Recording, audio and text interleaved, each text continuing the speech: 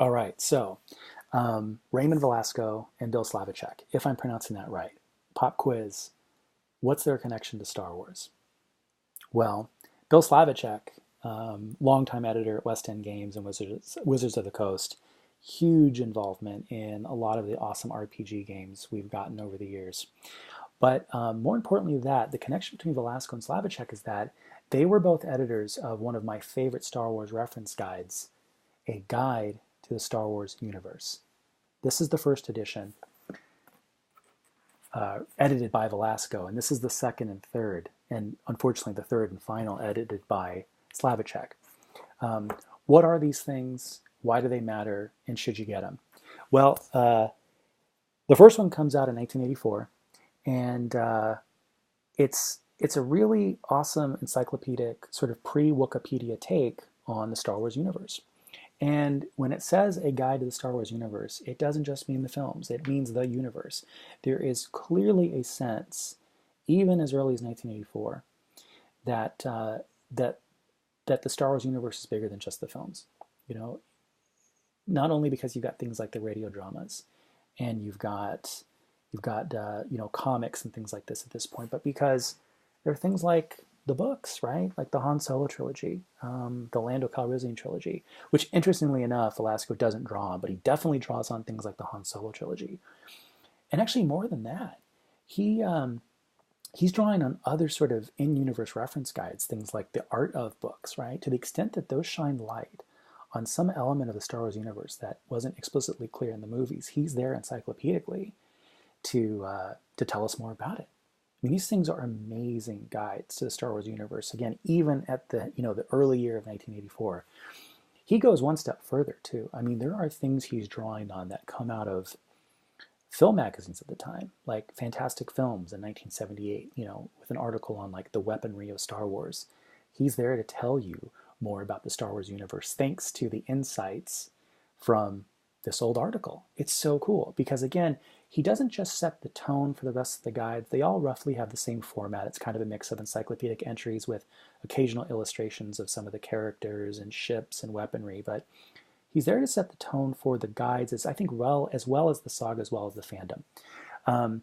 Again, the guides largely adopt this style.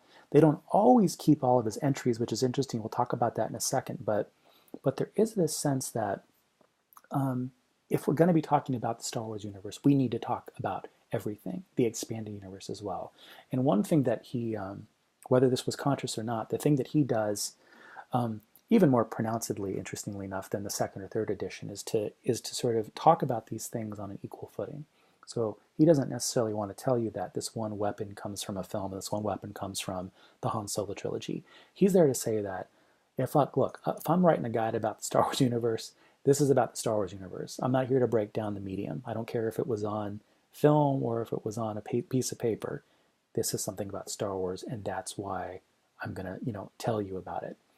There's a little bit more of that distinction in some of the second and third. They're going to want to sort of highlight, oh, this comes out of the movie, this comes out of the Dark Empire comics. And, I don't think they do it in any way to sort of diminish the expanded universe. In fact, I think they're just as cognizant of how important the expanded universe is by certainly the second edition. I mean, part of the subtitle, which you probably can't read, but says something like everything you need to know about the expanding universe of Star Wars. So, and they're not joking. I mean, I think particularly because of Bill Slavichek's role as a longtime editor at West End Games and later Wizards of the Coast. I mean, he was really involved in a lot of the awesome Star Wars RPG content. I mean, that is a huge, cool update you get in this second and then later in the third edition. Tons of great stuff from the RPGs. And by 1994, when the second one comes out, tons of great stuff about the Thrawn trilogy, Dark Empire comics. By this point, too, like what's happened like in the previous decade? Well, there've been things like the Droids and Ewoks cartoons. Stuff like that's in here as well. The third edition largely follows the second. I think it's expanded a little bit, because a lot more had happened. It comes out a little bit after Phantom Menace, so pretty cool. You get to learn a little bit more encyclopedically about all of our favorite characters and places and things like that coming out of Episode 1. It's a real shame, by the way, that they didn't have a fourth or fifth or sixth edition to cover Attack of the Clones or Revenge of the Sith or the Clone Wars or any of the other amazing stuff that happened in the EU before the 2014 Disney decanonization. But the one interesting thing, though, and I kind of alluded to earlier, is that some of the stuff in the second and third edition doesn't always carry over stuff from the first. And there's kind of a funny reason for some of that. I mean, in a few cases, it's just not clear to me. It's just inexplicable why wasn't a certain character or something pulled over.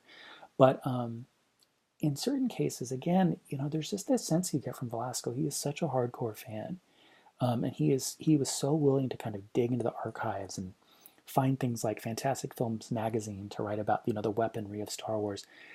He gets into some really specific, really scientific, almost like mechanical elements of Star Wars. How did this motor work, and what about fauna and different types of planets, and how do you pronounce this and pronounce that? So some of that stuff doesn't get taken over. But again, I don't think that's in any way a shortcoming. Shouldn't be seen as a judgment of the first edition. I mean, I think if anything, it just means that it's all the more important to have not only the second and the third, but the first editions as well. I mean, I highly recommend, if you are into this encyclopedic sorts of reference takes on the Star Wars universe. If you're a fan of Wikipedia, if you've read the Star Wars encyclopedias, if you've got the essential guides and the new essential guides, I think you absolutely need the guides to the Star Wars universe, and I think you need all three.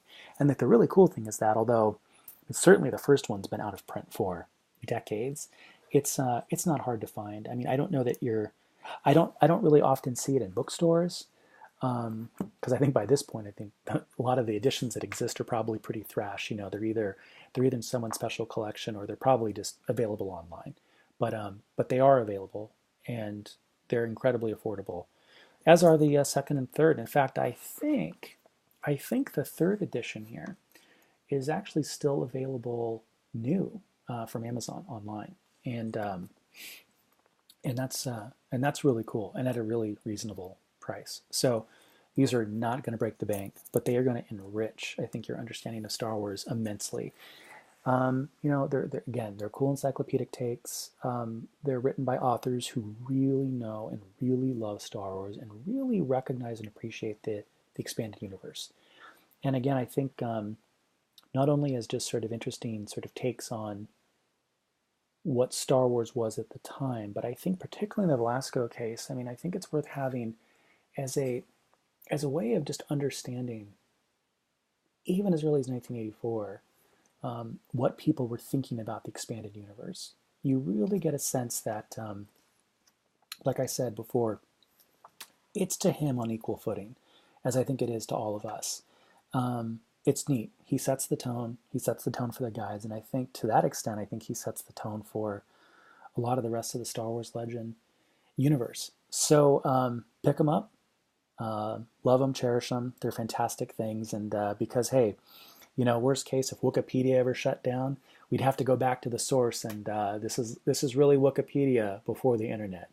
And I love it. I absolutely love it. So I'll be back again to talk about a lot more Star Wars guides and a lot more Star Wars books and comics and RPGs and magazines and so many other things. And in the meantime, seriously, go pick this stuff up. It's super great.